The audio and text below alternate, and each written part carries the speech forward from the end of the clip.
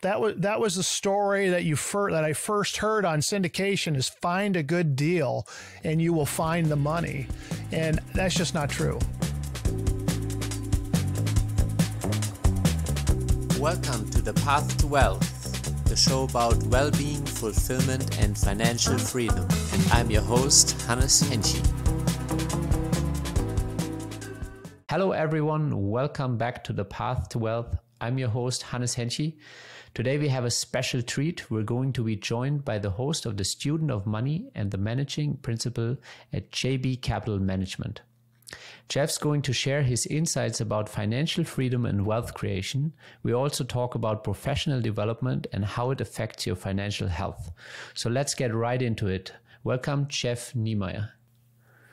Hey, thank you for the invite. This is an honor to be talking to you. I've been watching a lot of your content, and I'm excited for this. So I kind of want to get into it. Well, I appreciate the kind words. And, you know, as we're both students of money, I always like to converse around, you know, the mindset around money, the mindset around success. Where did your journey originally start around this? Yeah, my story, like many others, kind of started with an introduction to Rich Dad Poor Dad and Robert Kiyosaki.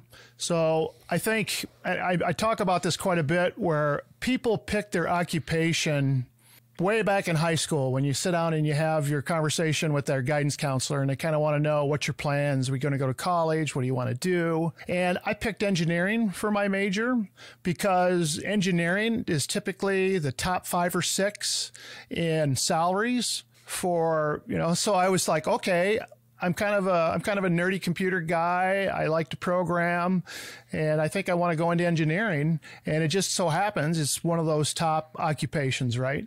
So I went to electrical engineering, my undergraduate, and then I kind of went into the workforce as a consultant, and I kind of got caught in that Robert Kiyosaki rat race.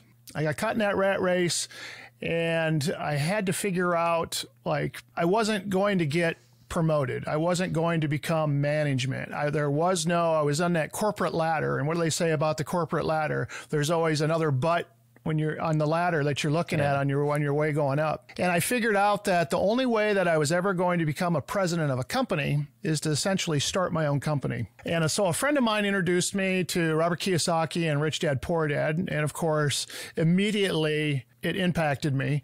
And I said, we got to do this. And then I really liked his second book even better, The Cash Flow Quadrant, because that really explains the E's, the S's, and the B's, and the I's, and how to go from the left side quadrant to the right side of the quadrant. And then really his statement about trying to figure out ways to create passive residual income as opposed to just trading dollars for hours. So I was trying to figure out what that was going to be. At that time, I really didn't know if it was going to be real estate. It was something that I was interested in.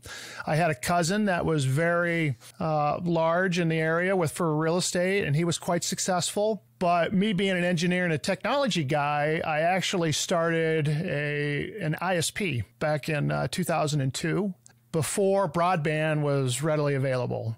So I actually did a wireless broadband solution, went to city councils, talked to them, got permission to put equipment on their water towers, and created this technology company.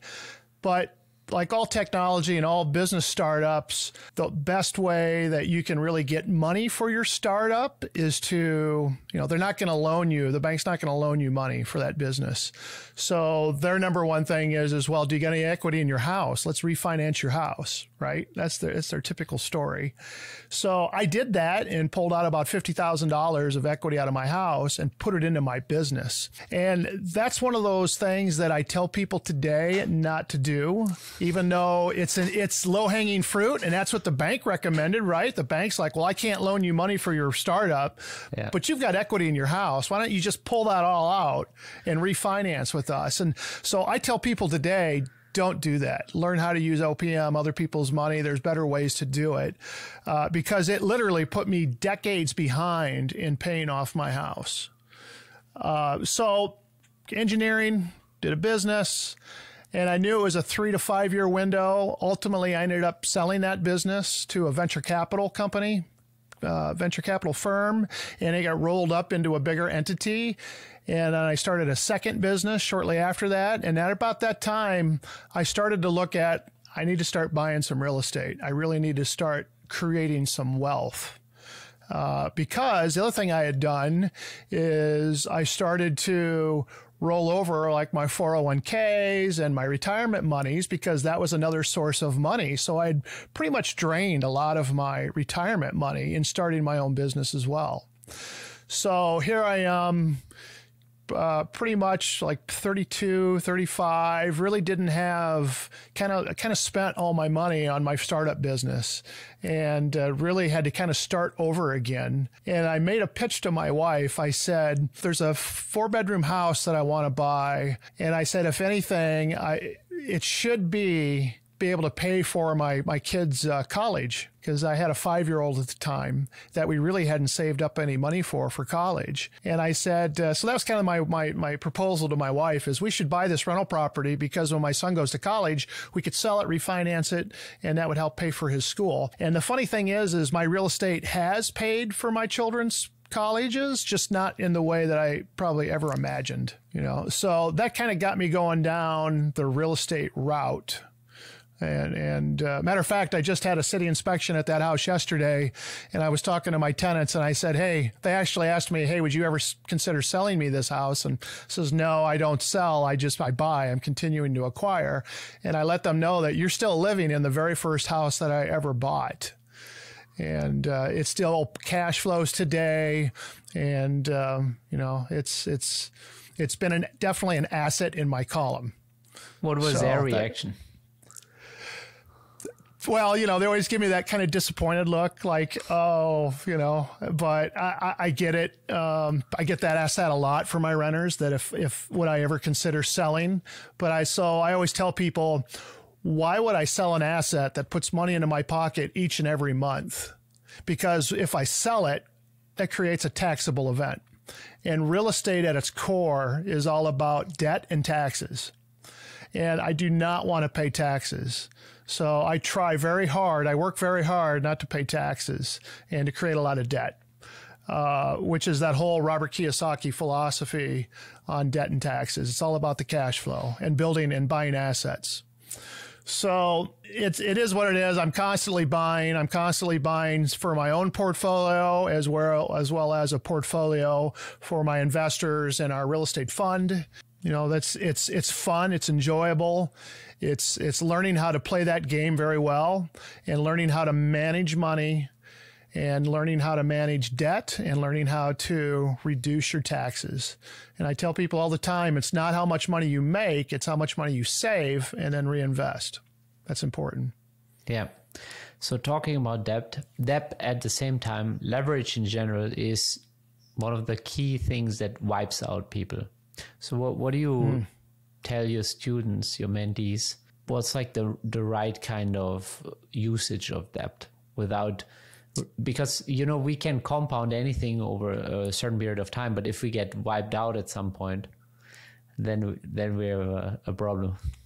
Yeah, I always tell my people that when I gave my masterminds and the people that I advise or come ask me, I always tell them debt is a double-edged sword, and it'll take you down. You never try to drop a catchy knife or you're going to get cut. And so you have to be comfortable.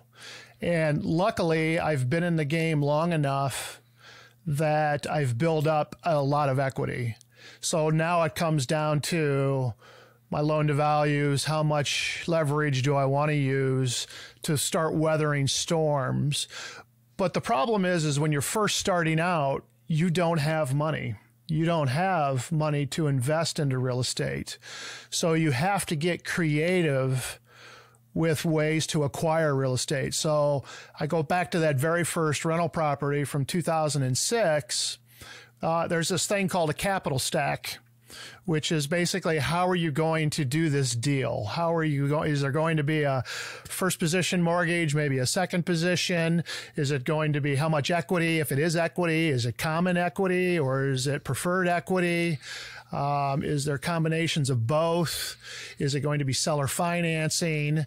So like, for instance, I was just advising someone yesterday, very first time. So we always talk about the finances. We always start about how are you going to finance this? And that's going to determine what the legal entity is going to be, how you're going to set everything up. And he's like, well, I want to buy this little fourplex with a first-time home buyer. And I says, I don't know if you can buy a fourplex, which might be considered, yes, it's residential real estate, but after when you get above 5, it's considered commercial real estate. I don't know if they will do a first-time home buyer program for a multi-4-unit of property. So I says, you need to talk to your bank to see if that's an option. So, a lot of people talk to me about house hacking. I want to buy a house, use my first-time home buyer option because it's a low down payment of 5 or 6%.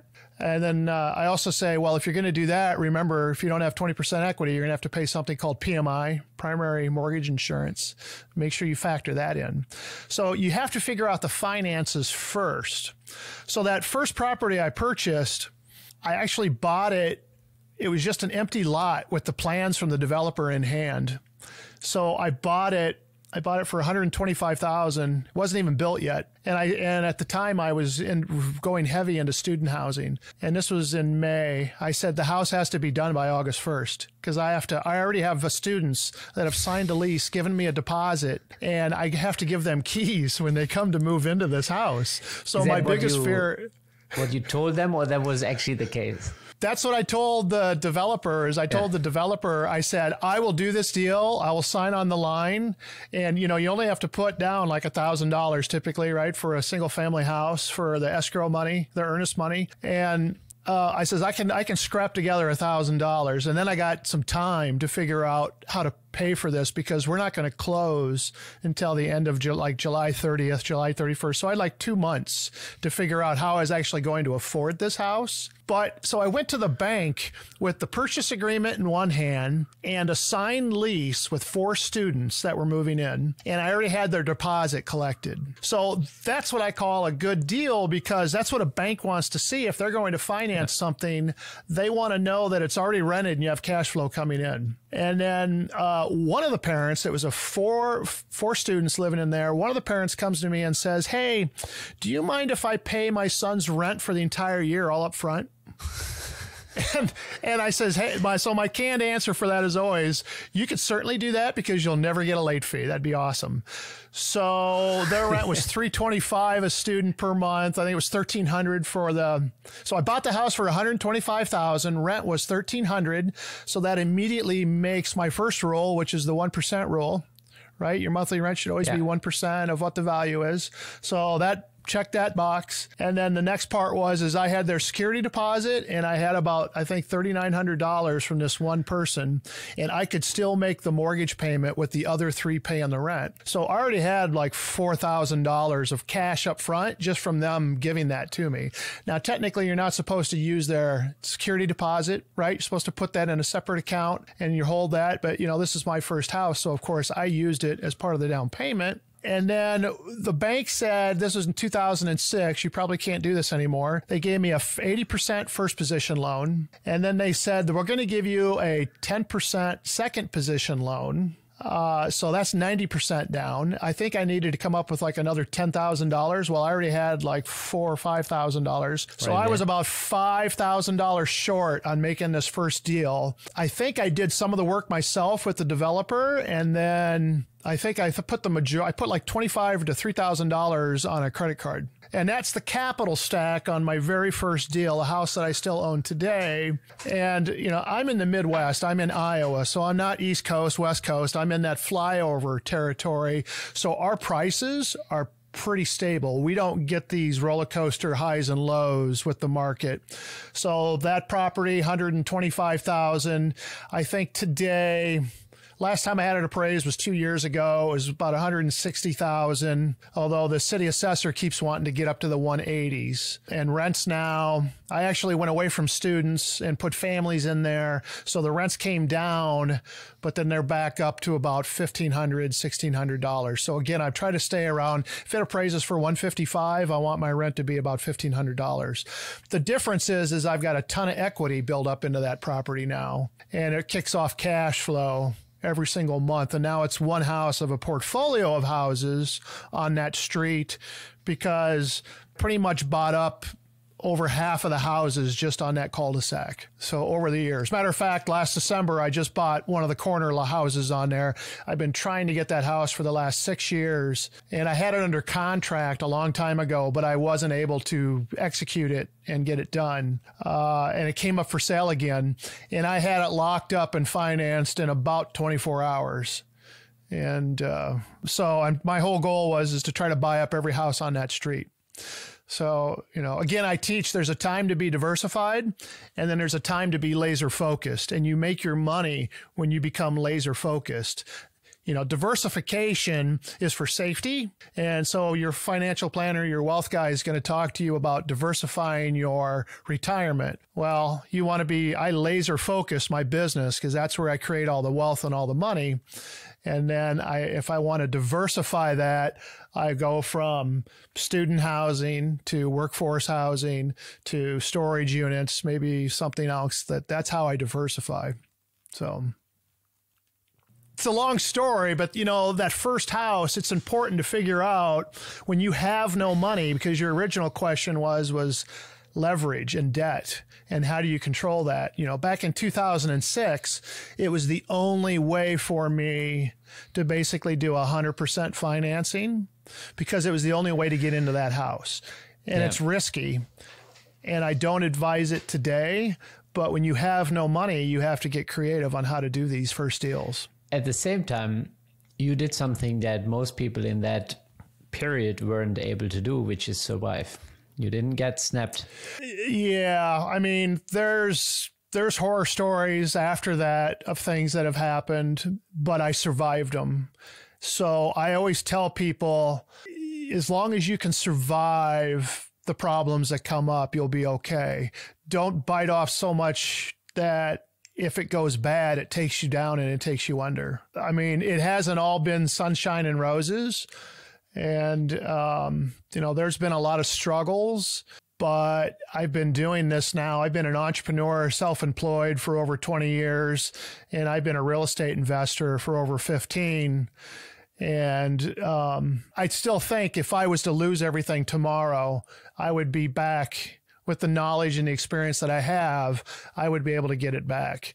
But now that I'm in my 50s, I've really been concentrating on asset protection, looking at my legacy, looking at estate planning, how are we going to do these things. So I've really taken a big, hard look at liability and asset protection, and I've been doing quite a bit of rearranging with trusts and with creating shell corporations and things of that sort to really protect my assets against liability and lawsuits, because honestly, I'm my biggest liability. I've had people that had slip and falls. I think I counted up the other day, I've been in court as a landlord like 35 times. Only 4 of those I would consider kind of a big deal and important. But, something like that, if you're not structured correctly for asset protection, if someone was to get a judgment on you, they could take down like a domino effect your entire. So one of the mistakes I made early on is I was getting jumbo loans with U.S. Bank, and I was putting entire portfolios of properties into these jumbo loans. And what happened is one of the properties went into a default on its mortgage, and U.S. Bank came to me and said that one property is in default. Therefore, every property you have with us is in default. So my entire portfolio went into default because I was working with one bank that happens to be a large national bank, and that's their policy. So they kicked my policies out of my local area and up to their corporate people in Minneapolis. And for about 6 months, I was kind of on the hot seat on how I'm going to resolve this. And I ended up, the bank ordered appraisals on all my properties, and they kind of backed down once they figured out that I had quite a bit of equity in them. And it allowed me some time to refinance and to basically get all of these properties out from underneath U.S. Bank. And then my attorney sat down with me, slapped me on the hand and said, Jeff, don't ever do that again. First of all, why are you even doing business with the U.S. Bank? You need to stay away from the Wells Fargos, the U.S. banks, these big banks. For where you're at, you need to be doing business with the community lenders, with the credit unions, with the local guys that you can sit down and build a relationship with. Because this is exactly what happens with the big guys is you're just a number to them. And if something goes wrong, all of a sudden they kick it off to somewhere else. And, you're just on the downside of that. So that was a learning lesson. And that was one of those times that was like, things don't always go to how you think it's going to go. But I survived it. I learned from it. And it's kind of like if people tell you that it's all sunshine and rainbows and they haven't gone through a downturn in the market, like in 2008, Robert Kiyosaki says he doesn't trust anybody under the age of 35 because they've never seen a down market. Yeah. And we've been so fortunate to have the interest rates so low for the last 10 years that the younger generation doesn't know what it's like to go through those bad cycles. I went through the dot-com bubble of 2001. I went through the housing crisis of 2008. Obviously, we went through COVID. So I've seen 3 downturns in the markets. My first house, my interest rate was 9.25%. On the first house that I purchased. And people look at me in disbelief when they hear that. And I'm like, that's just the way it was. Yeah, so interest rates are here to stay. This is something I keep pointing out to folks. We're just coming out of the golden decade. It's never been like that before, and it's unprecedented. And money has never been that cheap, which, compressed cap rates and all of the things that happened. And then at the same time, now people think interest rates are high, and I'm like, just zoom out on a 50-year average, 70-year average. We're still below average. Yes, we are. And I pull that graph up from the Federal Reserve and show those from back in the 1960s, 1970s, because it's all publicly available out there. And like you said, we're still in relatively low interest rate territories. And the Federal Reserve has made it very clear that they are going to continue to raise rates until they get inflation under control. And so that's kind of scary. They thought maybe this Silicon Valley Bank going down, that they might pause. And I just don't see that happening. And you just have to factor this in. So every day I get bombarded with these syndication groups that are doing these deals, and they're telling these investors that they have a targeted IRR of 24, 25% target. And I say, those days are over for them. And first of all, it's because they're leading with the deal. You should never lead with the deal. You should always be adding value to your investors. And I get solicited a lot as a accredited investor. And when people just say, hey, I've got a great deal, a great return, are you interested in investing with me? My immediate answer is no, I'm not. I don't care how good of a deal you have, because there's 3 things that have to happen before I would invest with you. 1, I have to know you. 2, I got to like you. And then 3, I've got to trust you. Know, like, and trust. And that takes time to build up. So the problem is the majority of people, and specifically real estate syndicators and deals out there, is they always lead with the deal, that we have a great deal. And I think that was the story that I first heard on syndication, is find a good deal and you will find the money. And that's just not true. At least it's not true for me. It's not true for me being in the Midwest. Syndications and pooling money is not something that you see a lot in the Midwest, in Iowa. They're in ethanol plants. The casinos are all syndications. There are syndications out there, but this isn't exactly a hotbed, for that, like it is on maybe the East Coast or West Coast. And when people are starting to pitch the deal, again, I go back to, they got to know, like, and trust me, and then they might consider investing with me if the investment thesis lines up with their investment criteria as well. Yeah. Well, I think especially in a hot market where everybody feels like, profits to be made, that's when people are getting eager to make quick decisions, make quick investments. And that's when due diligence, like personal relationships, and I call it breaking bread. I love to sit down with people, sponsors or partners, all of them, and build genuine relationship. Right. And ideally, visit their home once or get to know their family, get to know what they're about, see what are their underlying values, how do they live their life. And because it's at the end of the day, you going into a partnership that lasts multiple years and that can really affect your peace of mind.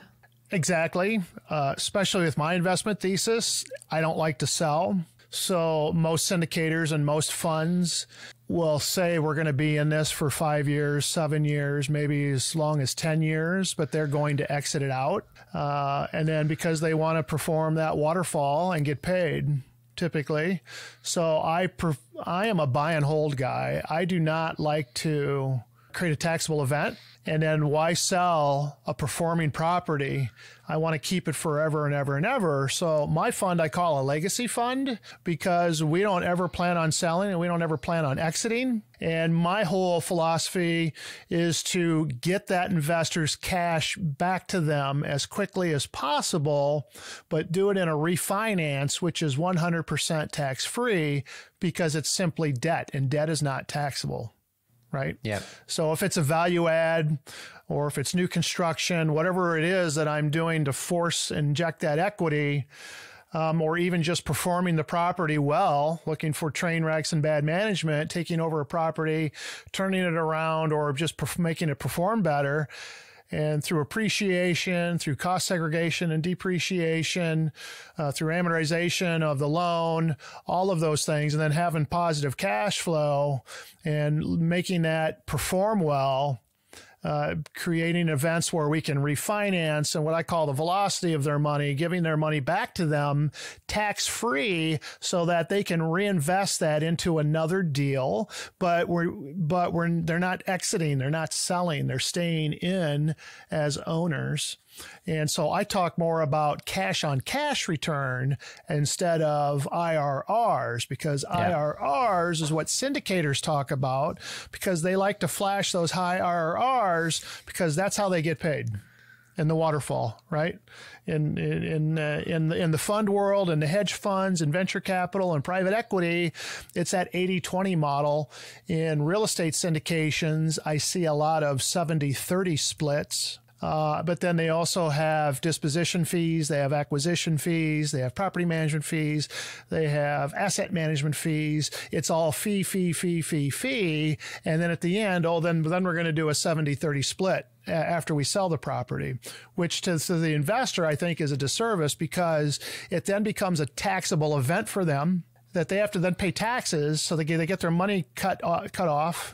And then they've got to turn around and try to find another investment to reinvest it. And I really was trying to find a thesis where I want to really partner with them long term, build that relationship with them, and talk to them more about a cash on cash return and the velocity of their money. When they give me, say, $100,000 or invest $100,000 in one of my deals, I want to be able to give that back to them in 5 years or 6 years or whatever it is. So I try to talk about a cash on cash return of maybe a 15% cash on cash return, but everything after that is an infinity return. So I follow that infinity return model, is that, we're going to hold this forever.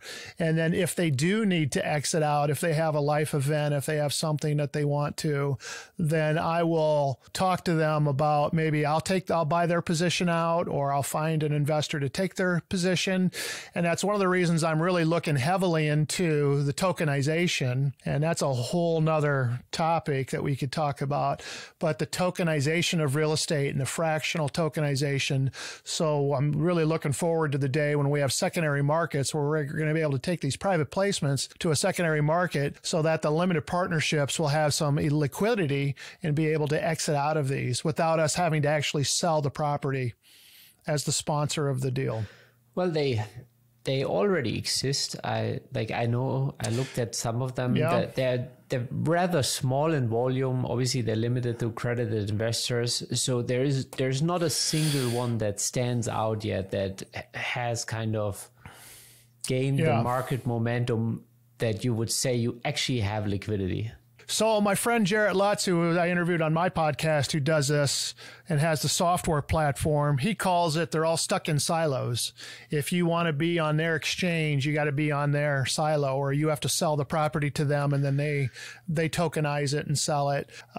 So you have to do it by their rules. There is no public exchange out there yet, but there's somebody out there that's going to become a broker dealer that is going to take this on and is going to have a public exchange. And they're the ones that are going to take care of all of the SEC Rule 144 and all of these things that they have to do.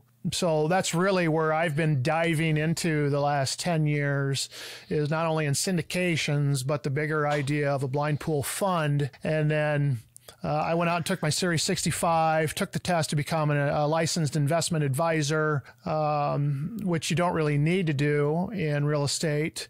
You're exempt from it, but it's to have that knowledge and to know what the difference between a broker dealer is, to know what an investment advisor is. When can you charge an assets under management fee and when can't you do it? What if you do a fund of funds as opposed to a syndication?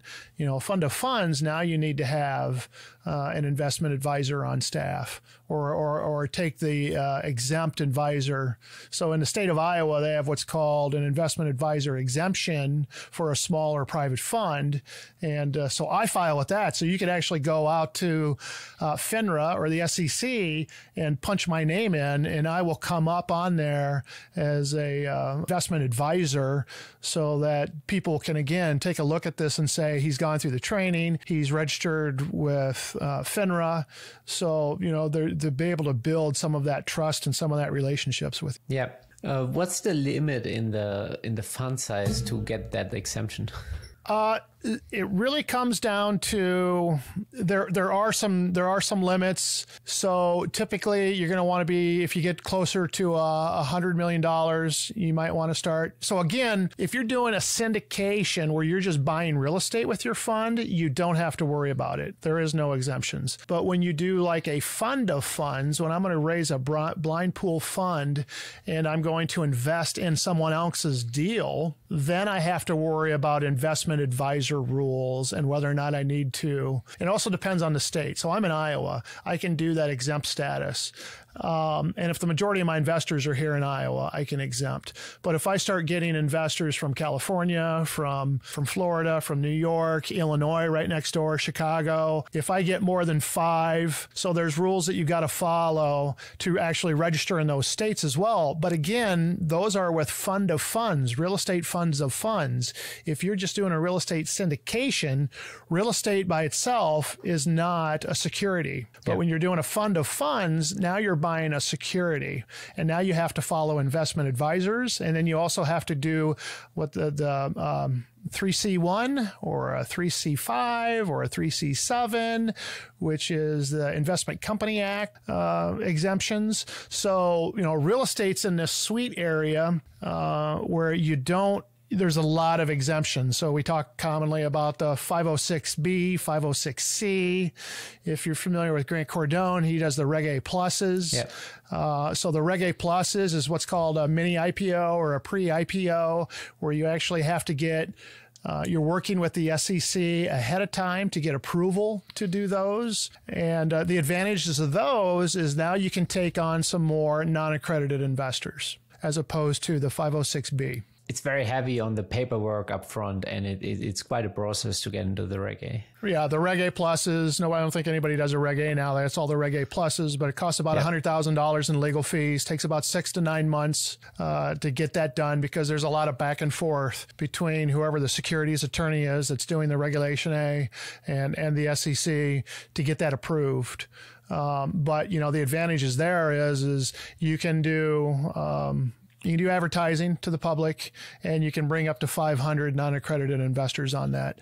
So I think unlimited number of accredited. So, but anytime you bring in non-accredited investors and you make it available to the general public, even with the 506B, if you take on the 35 non-accredited investors, right, there's more due diligence, there's more reporting, there's more auditing that you have to do. So anytime you take someone on that's non-accredited.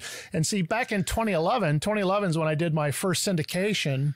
I didn't know any of this stuff. So I bought my first single family house in 2006. Did some more in 2007, bought an apartment building. But in 2011, I actually kind of did my first friends and family network, which was technically a syndication. And it was my first limited partnership. So it was structured like a fund, where I was the general partner and my investors were the limited partner.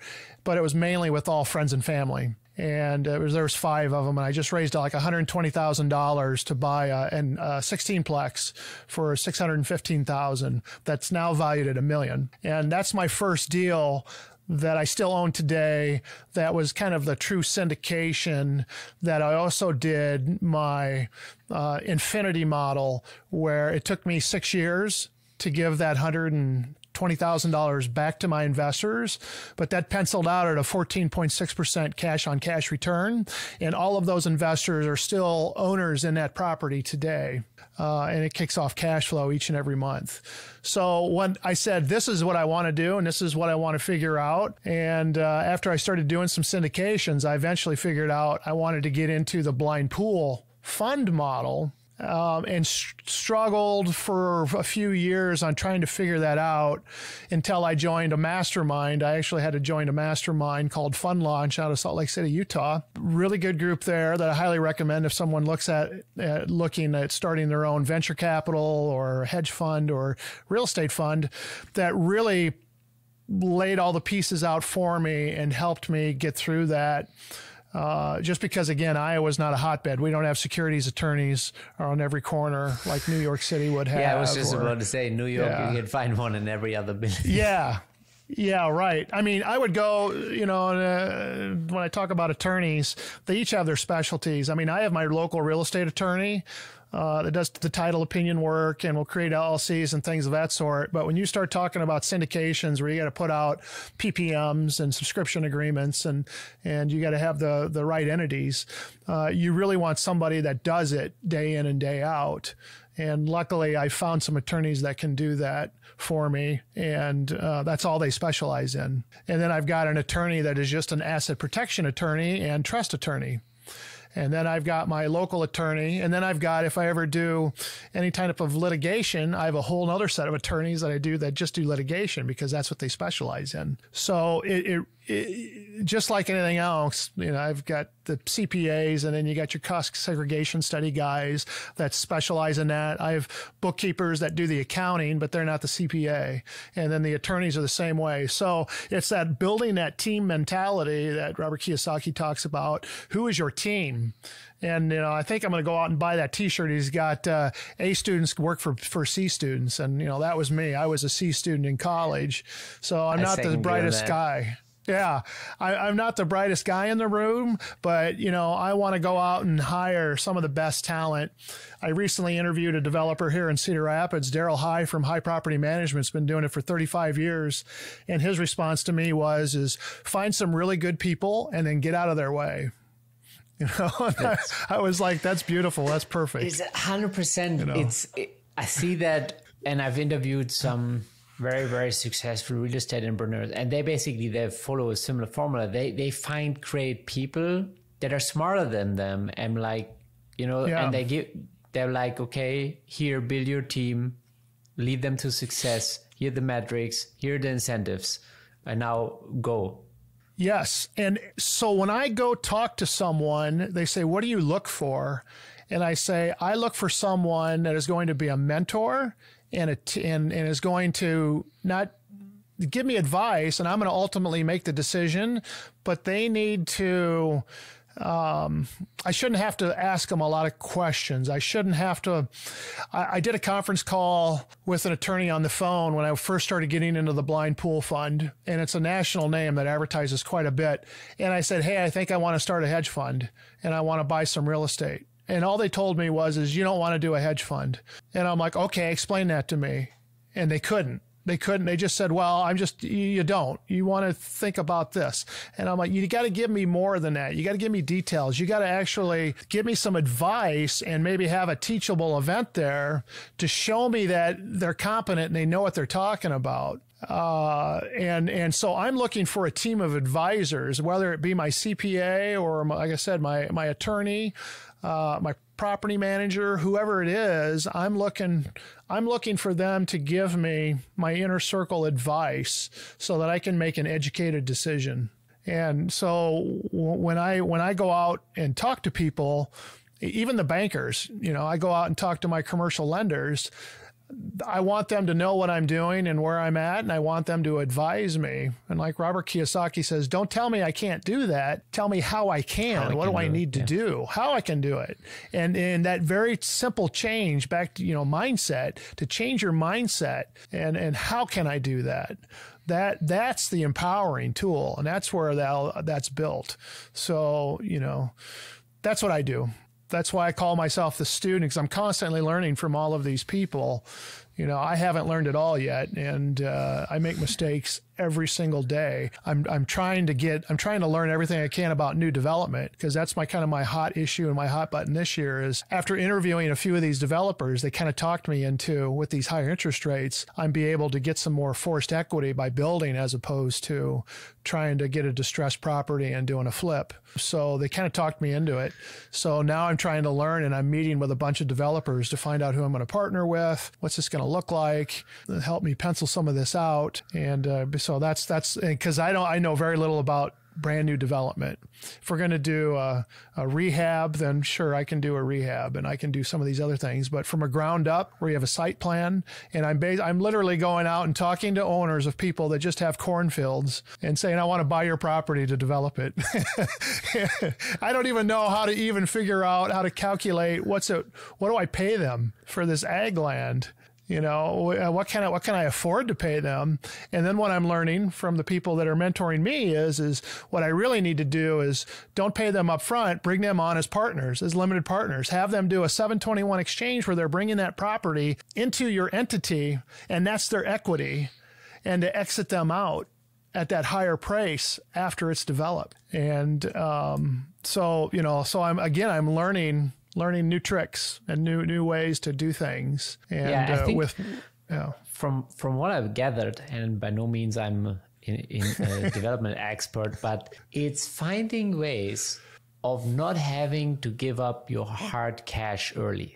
You want to give up your cash as late in the event as possible. Yeah, I don't want to have to raise as much capital and then have a reserves and things like that. If I can get my contractors and if I can get the landowner and things like that to basically partner with me and bring those in, one, I can offer them a higher price. And then two, my bank for my financing will consider that as part of the infusion of equity that I'm putting into the deal. Then I don't have to raise as much money from my investors. So to be able to take a look at that capital stack is very important whenever you do a deal. I mean, you can make it very plain where I'm constantly just putting 20% down and getting a first position loan. Or you can play with this and do like we had talked about. You can do debt or equity, and you can do preferred equity. You can do options where they convert it from preferred over to common or debt over into common. And you have to get creative when you're first starting out.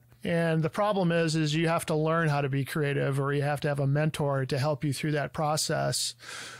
Because when people are first starting out, they don't have money. They don't have money, right? And then when you do have money, because I'm constantly broke, I never have money, because every time I have money, I deploy it in a deal and then I'm broke again. So it's very rare for me to have a bunch of money because I deploy most of it. And what I do is I just set a monthly, this is what I'm going to take for my living expenses. And the way I got it worked out is I basically match my wife's full-time job. She's a state employee, so she brings X amount of dollars in every month. And I told her I'm just going to match her 50-50, and everything above and beyond that gets invested, intensely invested into real estate and into deals. But as soon as I get money, it's gone again. And then I have to go out and be creative on every deal, So it all comes down to that that capital stack using both debt and equity, preferred equity options, 721 exchanges. Everybody's familiar with 1031 exchanges. I would suggest anybody that's investing in real estate or look at a 721 exchange as well. It's kind of one that no one ever talks about. That's part of the IRS code. There's so much in the IRS code that we don't talk about. That's not common on our podcast. And the more syndication lawyers I speak to, the more I find, and I'm like, whoa, there's this, and then there's this. And I mean, obviously some of those get a bit complicated, and the structure. And also the more nuance you get, the more expensive the help gets of somebody who actually knows what they're talking about. Yes. Again, I mean, I don't have a lot of rabbits in my hat, but I definitely have limited partnerships down pat, 721 exchanges down pat, series LLCs, which are legal in the state of Iowa, Nevada, Wyoming, Delaware holding companies. I mean, with those few things, you can kind of mix them around and you can come up with a lot of ways to put deals together and structures. Because the problem is most of the time, the attorneys are never going to offer that information up for advice. You're never going to, again, we go back to that whole, don't tell me I can't do it, tell me how I can do it. They typically I'll say, hey, I think we're going to do a 721 exchange. You know what that is? And they're like, oh yeah, sure. Well, I don't know if they do or not, because they don't tell me anything on it. They'll draft the documents because they probably just go to their firm's library of templates and pull them out. But, I want to make sure that I'm positioning myself with a person with the law firm that does it day in and day out, and that's their bread and butter, and they're the expert at that. Yeah, that's what I'm saying. You got to go to that niche lawyer and find the one that is fully dialed in on it and understands the nuances and actually gives you advice that's beyond the template. Right. Yep. It's definitely, but part of the inner circle. But I forget what your original question was. I think it was all started because of debt, talking about the double-edged sword with debt and what you feel comfortable with. This was the very original question. And the problem is I agree. Debt's a liability that can take you under. And then the more you can get creative, the less debt will take you under. It's just when I talked about the U.S. Bank and they wanted to, take it down, I had to get very creative very fast and to get everything refinanced. And then I started following a philosophy of is every property has got a loan with a different bank where no one bank knows the whole story. No one bank has the whole thing, so that no one has that much control over me. So I definitely follow that philosophy of control everything but own nothing. And the same thing with the banks. I think banks are probably worse than attorneys. At least when I hire an attorney, I know that they're working for me in my best interest. When I go to a bank and get a loan, that loan officer is all smiles and they're handing out warm cookies and they're talking to you and they send you a birthday card in the mail. But I can guarantee you they do not work for you. They are looking out for the bank's best interest. And if it comes down between you and the bank, they're going to pick their employer, the bank, every time. So, be careful that, you want to have a bank that you have a good relationship with. But, we're all adults. We're all in this world of finance. If it comes down to it, they would have no issues with foreclosing and taking things. It all comes down to leverage, and you want to make sure that you have really good leverage. Grant Cardone speaks about that. He said that in the initial stage of his career, he was too small so they could foreclose him. He's like, if I would have had more debt, they would have tried to find a solution with me. But because I was a small guy, they didn't, and they just went down on it. I like that philosophy of my mortgage on my house, if it's a small mortgage and there's something wrong, I've got a problem. But if I have millions of dollars of mortgages with the bank's got a problem. Yeah. And that they're going to be much more open to working with me. I've had banks come to me and say, you are our biggest mortgage. Your property is our biggest one that we've got out there. And that's why some of these smaller community regional banks, they have lending limits. They can only go 5 million, maybe 7, 8 million. And then they're like, yeah, we can't do a loan of that size. That's too big for our bank. Then you're going to have to go to agency debt, or you're going to have to, go somewhere else to the bigger boys and get the commercial Fannie Freddies. And then that's where you're going to have a key principal partner, someone that's going to stand beside you when you go get that loan, things of that sort. When you play in those big spaces, you have to do that. But when you're first starting out, you really need to be with your local bank, where you can sit down and talk to the commercial loan officer. They totally understand what you're doing and where you're going.